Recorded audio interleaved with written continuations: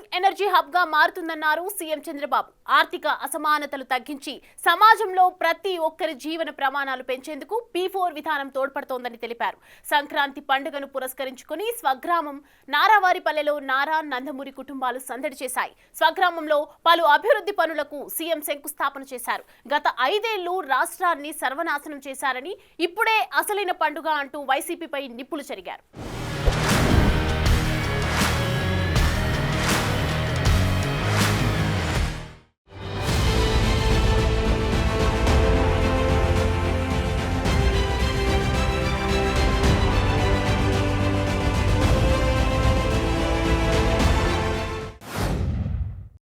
తిరుచానూరులో కొత్తగా ఏర్పాటు చేసిన ఇంటింటికి పైప్ లైన్ ద్వారా గ్యాస్ పంపిణీని ముఖ్యమంత్రి చంద్రబాబు ప్రారంభించారు. శరవణ అనే స్థానికుడి ఇంటిలో ఈ కార్యక్రమాన్ని ప్రారంభించారు. అంతేకాకుండా సీఎం స్వయంగా టీ పెట్టి వారికి అందించారు. దేశం మొత్తం ఎనర్జీ, పెట్రోలియం రంగంలో అనూహ్యమైన మార్పులు వస్తున్నాయన్నారు చంద్రబాబు. గతంలో గ్యాస్ ఉచితంగా అందించిన ఘనత టీడీపీదేనన్నారు. ఇప్పుడు దీపం 2 పథకం కింద 3 సిలిండర్లను ఉచితంగా ఇస్తున్నామని తెలిపారు. సురక్షితమైన గ్యాస్ నేరుగా పైప్ లైన్ ద్వారా ఇంటికి రావడాన్ని చూస్తున్నామని, ఇది చాలా మంచి పరిణామమని ముఖ్యమంత్రి పేర్కొన్నారు. 10,000 కోట్ల పెట్టుబడులు పెట్టడానికి ముందుకు వచ్చిన AG&G సంస్థను అభినందిస్తున్నానని తెలిపారు.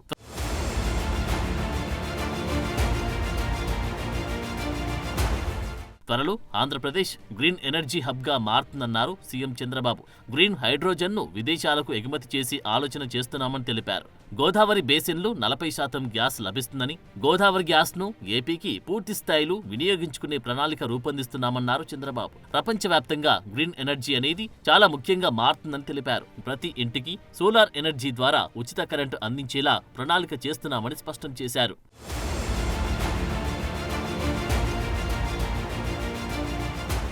జీరో ప్రాపర్టీ విధానంపై తన ఆలోచనలు, అభిప్రాయాలు చెబుతూ ముఖ్యమంత్రి చంద్రబాబు ట్వీట్ చేశారు. ఈ సందర్భంగా పబ్లిక్ ప్రైవేట్ పీపుల్ పార్ట్నర్షిప్ విధానం గురించి మరోసారి ప్రస్తావించారు.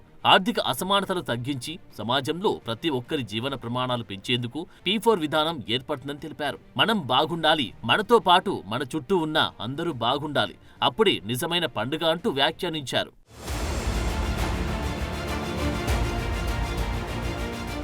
10 సూత్రాలతో స్వర్ణాంధ్ర 2047 విజన్ను ఆవిష్కరించామన్నారు సీఎం. ఇందులోని 10 సూత్రాల ద్వారా తెలుగు జాతిని ప్రపంచంలో నెంబర్ 1 చేసేందుకు అడుగులు వేస్తున్నామన్నారు. వీటిలో ప్రథమ సూత్రం జీరో ప్రాపర్టీ అని, ఆ లక్ష్యాన్ని సాధించేందుకు ఉద్దేశించిందే P4 విధానమని స్పష్టం చేశారు. జన్మభూమి స్ఫూర్తితో P4 విధానంలో భాగస్వామ్యులు అవ్వాలని రాష్ట్ర ప్రజలకు, దేశ విదేశాల్లో ఉన్నత స్థానంలో స్థిరపడిన వారికి సీఎం పిలుపునిచ్చారు. P4 అమలుకు ఈ సంక్రాంతి పండుగ వేదికగా తొలి అడుగులు పడాలని ఆకాంక్షిస్తున్నట్లు తెలిపారు.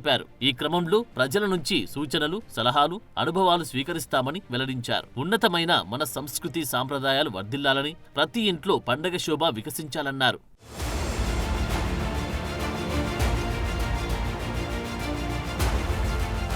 యువతకు ఈ 5 ఏళ్లలో 20 లక్షల ఉద్యోగాలు ఇచ్చేందుకు నిత్యం శ్రమిస్తున్నట్లు ముఖ్యమంత్రి చంద్రబాబు తెలిపారు. జాతీయ యువజన దినోత్సవం సందర్భంగా యువతీ యువకులందరికీ ట్విట్టర్ వేదికగా శుభాకాంక్షలు తెలిపారు. రాష్ట్ర పునర్నిర్మాణం, పేదరిక నిర్మూలన, సమసమాజ స్థాపనలో యువత భాగస్వామ్యం కావాలని పిలుపునిచ్చారు. శ్రమ నీ ఆయుధమైతే విజయం నీకు బానిస అవుతుందనే అద్భుతమైన సందేశాన్నిచ్చిన స్వామి వివేకానంద జయంతిని జాతీయ యువజన దినోత్సవంగా చేసుకుంటున్నట్లు గుర్తుకు చేశారు. ఈ మేరకు ఉండవల్లి నివాసంలో చంద్రబాబు స్వామి వివేకానంద చిత్రపటానికి పూలమాల వేసి నివాళులర్పించారు.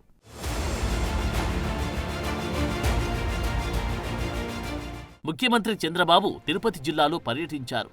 ఈ మేరకు రేణిగుంట విమానాశ్రయంలో సీఎంను టీటీడీ చైర్మన్ బీఆర్ నాయుడు కలిశారు. చంద్రబాబుకు స్వాగతం పలికిన అనంతరం ఆయనతో పలు అంశాలపై చర్చించారు. తిరుపతిలో తొక్కిసలాటలో మరణించిన భక్తుల కుటుంబాలకు, క్షతగాత్రులకు పరిహారం అందించేందుకు పాలక మండలి సభ్యులతో కమిటీ ఏర్పాటు చేశామని వివరించారు. బీఆర్ నాయుడికి పలు సూచనలు చేశారు చంద్రబాబు. సామాన్య భక్తులకు ఎలాంటి ఇబ్బందులు కలగకుండా చూడాలన్నారు. టీటీడీలోని అన్ని అంశాలపై నిరంతర పర్యవేక్షణ ఉండాలని బీఆర్ నాయుడికి ప్రత్యేకంగా సూచించారు.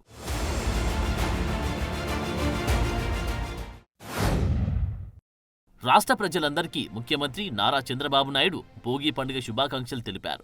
ఈ మేరకు సోషల్ మీడియా వేదికగా పోస్టు పెట్టారు. పవిత్రమైన ఈ భోగి పండుగ మీకు, మీ కుటుంబానికి కొత్త వెలుగులు తేవాలని, పాత బాధలు పోయి సానుకూల దృక్పథంతో జీవితంలో ముందుకు సాగాలని కోరారు. భోగి మంటలతో మీ సమస్యలన్నీ తీరిపోవాలని ఆకాంక్షిస్తున్నాను అని రాసుకొచ్చారు. మీ ఆశలు ఆశయాలు తీర్చడానికి ప్రజాప్రతినిధులుగా మేం అన్ని వేళలా మీతోనే ఉంటామని ట్వీట్ చేశారు.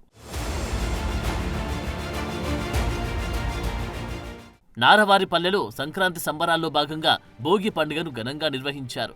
మహిళలకు ముగ్గుల పోటీలు, పిల్లలకు ఆటల పోటీలు నిర్వహించారు. ఈ పోటీలను చంద్రబాబు భువనేశ్వరి, లోకేష్ బ్రాహ్మణి, బాలయ్య వసుంధర సహా ఇతర కుటుంబ సభ్యులు వీక్షించారు. లోకేష్ కుమారుడు దేవాంశ్ సైతం ఈ పోటీల్లో పాల్గొన్నాడు. చంద్రబాబు, భువనేశ్వరి, బ్రాహ్మణి విజేతలకు బహుమతులు అందజేశారు. స్వగ్రామంలో పలు అభివృద్ధి పనులకు సీఎం శంకుస్థాపన చేశారు. 3 కోట్ల వ్యయంతో నిర్మించనున్న విద్యుత్ సబ్స్టేషన్ నిర్మాణానికి శంకుస్థాపన చేశారు. మహిళా సంఘాలకు చౌకగా నాణ్యమైన నిత్యావసరాల చేరువేతకు ఈజీమార్ట్ సంస్థతో ఒప్పందం కుదుర్చుకున్నారు. అలానే మహిళలకు ఎలక్ట్రిక్ ఆటోలు పంపిణీ చేశారు. అంగన్వాడీ కేంద్రాల్లో పిల్లల ఐక్యూ పెరుగుదలకు కేర్ అండ్ గ్రో సంస్థతో ఒప్పందం కుదుర్చుకున్నారు. గ్రామ పరిధిలోని 8 అంగన్వాడీ కేంద్రాల్లో ఐక్యూ పెరుగుదల విధానాన్ని ప్రయోగాత్మకంగా అమలు చేయనున్న మైక్రో ఇరిగేషన్ పథకాన్ని కూడా చంద్రబాబు ప్రారంభించారు. ఇక 2 కోట్లతో రంగంపేటలో రోడ్ల నిర్మాణానికి భూమి పూజ చేశారు. 1 కోటి రూపాయలతో రంగంపేట జెడ్పీ హైస్కూల్ అభివృద్ధి పనులకు శ్రీకారం చుట్టారు. డ్రిప్ పరికరాలను నారవారిపల్లెలోని 2 రైతులు బలరాం నాయుడు, జ్యోతిలకు చంద్రబాబు అందజేశారు. అలానే నారవారిపల్లె సమీపంలోని 5 గ్రామాల్లోని 200 మంది మామిడి రైతులతో ఎస్పీఓ ఏర్పాటు చేసిన రిజిస్ట్రేషన్ పత్రాన్ని వారికి అందజేశారు. తన పర్యటన సందర్భంగా చంద్రబాబు పలువురి నుంచి వినతులు కూడా స్వీకరించారు.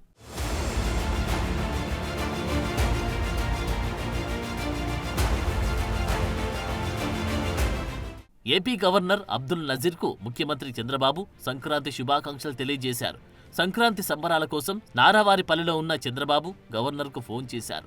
విశేష్ తెలియజేయడంతో పాటు పలు అంశాలపై ఆయనతో మాట్లాడారు. సంక్రాంతిని పురస్కరించుకొని సీఎం నారవారిపల్లెలో పలు కార్యక్రమాల్లో పాల్గొన్నారు. ఈ మేరకు ముందుగా తమ కులదైవం నాగాలమ్మ తల్లి పుట్టవద్ద చంద్రబాబు, భువనేశ్వరి, నారా లోకేష్, బ్రాహ్మణి సహా పలువురు ప్రత్యేక పూజలు నిర్వహించారు. ఆ తర్వాత ఎన్టీఆర్, బసవతారకం విగ్రహాలను ఆవిష్కరించారు. ఈ కార్యక్రమంలో చంద్రబాబుతో పాటు నారా, నందమూరి కుటుంబ సభ్యులు పాల్గొన్నారు. అలానే తన తల్లిదండ్రుల సమాధులను సందర్శించి నివాళులర్పించారు చంద్రబాబు.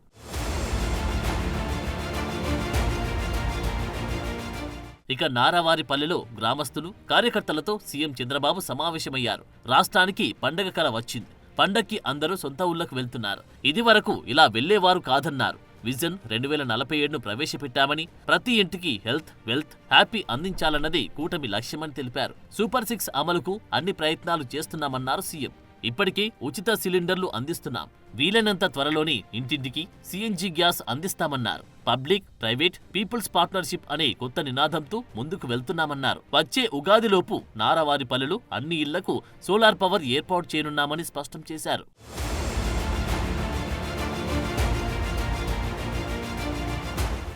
ఇప్పుడు ప్రపంచ దేశాలన్నీ ప్రకృతి సేద్యం వైపు చూస్తున్నాయని చంద్రబాబు వ్యాఖ్యానించారు. టెక్నాలజీ ద్వారా మనం తినే ఆహార నాణ్యతను తనిఖీ చేసుకునే అవకాశం వచ్చిందని చంద్రబాబు పేర్కొన్నారు. డ్రోన్ల ద్వారా చీడపీడలను గుర్తించి సాంకేతికత వచ్చిందని వివరించారు. రాష్ట్రంలో మైక్రో ఇరిగేషన్ విధానాన్ని మరింత ప్రోత్సహిస్తామని చెప్పారు. పాల దిగుబడి పెరిగేలా చర్యలు తీసుకుంటామని చెప్పారు. సంక్షేమ పథకాల పంపిణీలో మోసాలకు తావు లేకుండా టెక్నాలజీ వినియోగిస్తామని అన్నారు. తిరుపతి జిల్లాకు చెందిన వారిని పారిశ్రామికవేత్తలుగా తయారు చేస్తామన్నారు. అసత్యాలన్నీ పబ్లిష్ చేయడం, ప్రచారం చేయడం, తప్పుడు సమాచారం చెప్పడం, తప్పుడు వ్యవహారాలు చేయడం ఇది అలవాటు వాళ్ళకు. ఈరోజు నేను అన్నాను 63 లక్షల మంది 64 లక్షల మందికి పెన్షన్లు ఇస్తున్నాం. ఎక్కడన్నా ఒక ఫ్రాడ్ జరిగిందా చెప్పగలుగుతారా? You give me name, I will take action. నేను ఎక్కడిచ్చానో కూడా చూపిస్తా నీకు. ఏ రోజు ఏ టైంలో ఏ స్పాట్లో ఇచ్చాను, ఎవరికి ఇచ్చారో కూడా చూపిస్తా. దానికి ఎవిడెన్స్ కూడా ఇస్తా. ఒక ప్యాడీ ప్రొక్యూర్మెంట్ ఎప్పుడు తీసుకున్నాం, ఎంత తేమ ఉంది, ఎప్పుడు ప్రొక్యూర్ చేశాం, ఎప్పుడు రైస్ మిల్ దగ్గరికి వెళ్ళింది, రైస్ మిల్ దగ్గర ఎప్పుడు తీసుకున్నాడు, తీసుకున్నాక ఎన్ని గంటలు నేను డబ్బులు ఆయనకి వేసాను అని బ్యాంక్ అకౌంట్కి ఇస్తాను. What more you want? ఎప్పుడు వెయిట్ చేసినా కూడా నా దగ్గర రికార్డు ఉంది. కాబట్టి ఎక్కడ ఫ్రాడ్ చేయడానికి వీలే లేదు. ఇలాంటి ఒక నూతనమైన వ్యవస్థకు నేను శ్రీకారం చుడుతున్నాను టెక్నాలజీ ఉపయోగించి. అవి మాట్లాడరు.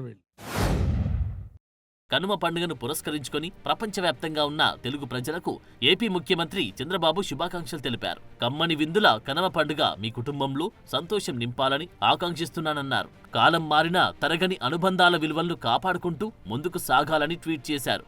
కనుమ పండుగ మీ అన్ని ప్రయత్నాల్లో విజయాన్ని, ఆనందాన్ని తీసుకురావాలని తెలిపారు. స్కిల్ డెవలప్మెంట్ కేసులో సీఎం చంద్రబాబుకు సుప్రీంకోర్టులో ఊరట లభించింది. ఆయన బెయిల్ రద్దు చేయాలంటూ గత ప్రభుత్వం దాఖలు చేసిన పిటిషన్ను సుప్రీంకోర్టు తిరస్కరించింది. ఈ కేసులో ఇప్పటికే ఛార్జ్షీట్ దాఖలైన నేపథ్యంలో తాము కల్పించుకోలేమని న్యాయస్థానం పేర్కొంది.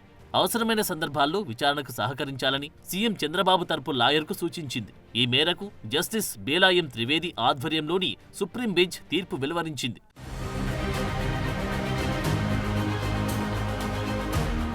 దేశ రక్షణలో సైనికులు చూపుతున్న ధైర్య సాహసాలు అందరికీ స్ఫూర్తిదాయకమని చంద్రబాబు కొనియాడారు. ఆర్మీ దినోత్సవం సందర్భంగా ట్విట్టర్ వేదికగా సైనికులకు శుభాకాంక్షలు తెలిపారు. దేశ సార్వభౌమత్వాన్ని కాపాడడంలో సైనికుల త్యాగాలు అద్భుతమని పేర్కొన్నారు. విపత్తుల సమయంలో దేశం కోసం వారి నిస్వార్థ సేవ వర్ణనాతీతమని పోస్ట్ చేశారు.